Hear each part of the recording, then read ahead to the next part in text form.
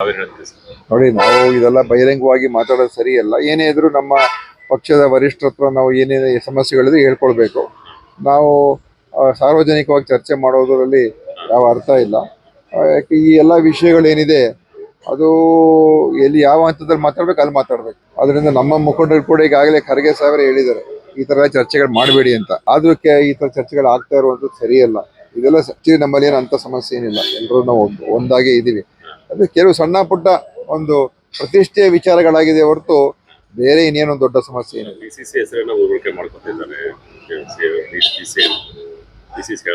ಅದೇ ಈ ತರ ಈ ಒಂದು ಪ್ರತಿಷ್ಠೆಯ ಮಾತುಗಳಾಗೋಗಿದೆ.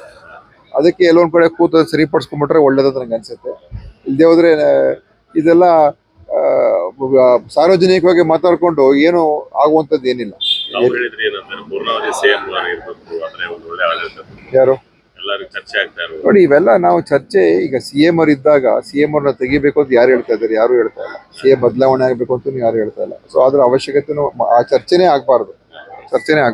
ಒಳ್ಳೆ ಆಡಳಿತ ಕೊಡ್ತಾ ಇದ್ದಾರೆ, ಆಡಳಿತ ಕೊಡ್ತಾ ಇದೀವಿ. ಇನ್ನೂ ಒಳ್ಳೊಳ್ಳೆ ಕಾರ್ಯಕ್ರಮ ಎಲ್ಲೆಲ್ಲೋ ಏನೋ ನೋಡಿ, ರಾಜಕೀಯ ಕ್ಷೇತ್ರ ಸ್ವಲ್ಪ ಇವೆಲ್ಲ ಇದ್ದೇ ಇರ್ತದೆ ಅಲ್ವಾ? ಎಲ್ರಿಗೂ ಆಸೆ ಆಕಾಂಕ್ಷೆಗಳು ಇದ್ದೇ ಇರ್ತದೆ, ಅದು ರಾಜಕೀಯ.